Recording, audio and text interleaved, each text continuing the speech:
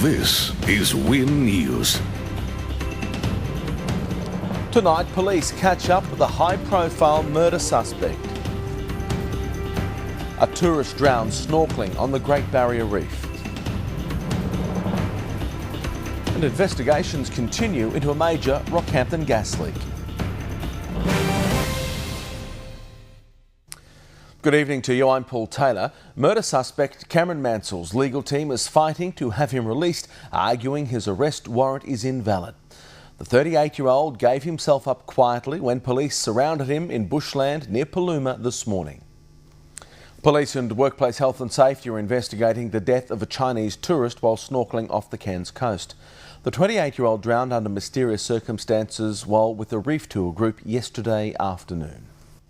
The victim of the Arakoon 9 rape case has appeared in court for a string of serious charges. The Cairns Children's Court heard she still suffers from severe trauma from the highly publicised case. Rockhampton Regional Council will take legal action if it can prove that yesterday's gas leak was due to illegal dumping. All 22 people affected by the foul smell have now recovered, including 3 who landed in hospital. Meantime, Rockhampton's mayor will use this weekend's state government community cabinet to push for more industrial land. Councillor Brad Carter says he'll also be highlighting the need for road and rail upgrades to make areas near Gracemere safer for drivers. The latest state government figures predict the number of households will grow by 70% on the Fraser Coast over the next 20 years. While economic leaders are optimistic, there's grave concerns that local education system won't cope with the influx. Obesity is being blamed for an increase in demand for renal services on the Sunshine Coast.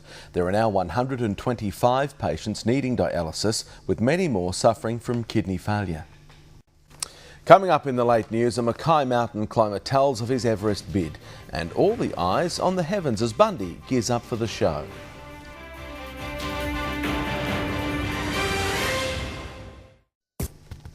Welcome back. You're watching Win's late edition. Mackay mountain climber Frank Marchetti has failed in his attempt to conquer Mount Everest. A retinal hemorrhage in his right eye ended his climb just a few hundred metres short of the summit. It'll be a nervous wait for Bundaberg show organisers overnight to see if the skies will clear in time for tomorrow's big event. Decent rain fell across the region all day, but the show must go on. Making, baking, cooking all the while. Get them while it's fresh and hot. Sport with Dave next, and the Bulls overrun Bundaberg spirit. That's right, Paul. I'm in the show spirit, you know. You are, aren't you? That is right, Paul. We will have that next. Plus, McLenaghan opens up ahead of Origin 1. Welcome back. The Maroons have landed in enemy territory as anticipation mounts ahead of the Origin opener in Sydney. Despite their underdog status, Queensland are confident of claiming 5 straight series wins. The Far North Queensland Bulls have ended their 3-game losing streak, defeating the Spirit in Bundaberg at the weekend. The Bulls managed a spectacular comeback after conceding early goals to beat the Spirit 5-2. The Sunshine held out long enough in Agnes Water at the weekend for Surfing Queensland's Bradman's Longboard Festival. Some of the state's best turned out for the event, with competitors travelling from as far south as Victoria to catch a wave.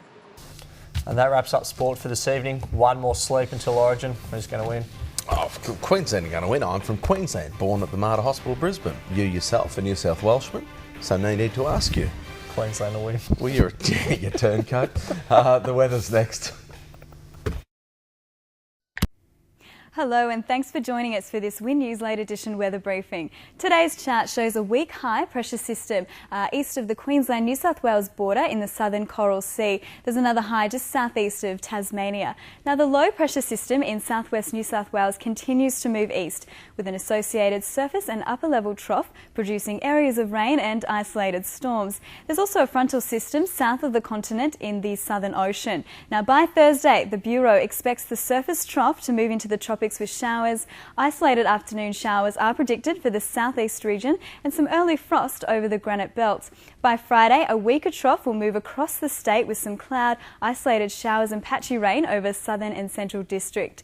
Temperatures across the state should remain close to the seasonal average. Looking at the temperatures forecast for Wednesday, let's start in the north once again and a top of 29 for Cairns. Townsville 21 to 28, lots of shower icons as you can see. Rockhampton 19 to 20 26. Gladstone topping 26 as well.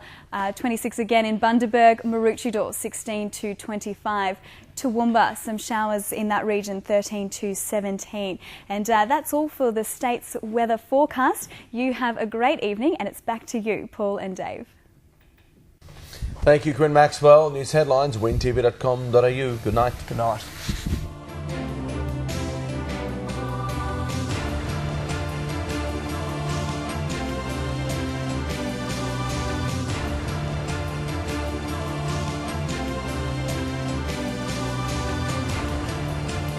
This has been a Win News presentation from Win Television, Australia's largest commercial television network.